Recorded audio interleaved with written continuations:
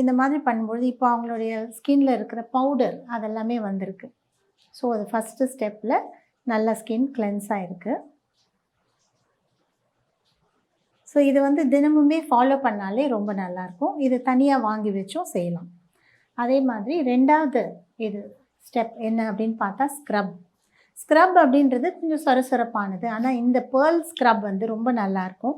அவ்வளோ சொரசொரப்பாகவே இருக்காது. ஜஸ்ட் கொஞ்சம் தான் வேணும். ஒரு பட்டாணி அளவு தான் நம்ம இதை எடுத்துக்கிறோம்.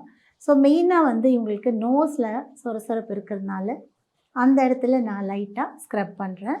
அதே மாதிரி இந்த வாயோடைய அடிப்பகுதியில் நிறைய பேருக்கு சொரசொரப்பாக இருக்கும். இங்கே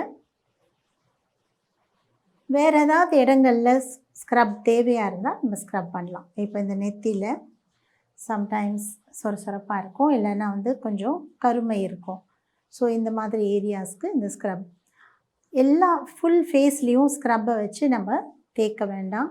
ஏன்னா அது வந்து ரொம்ப சென்சிட்டைஸ் பண்ணிடும் நம்மளோட ஸ்கின்னை.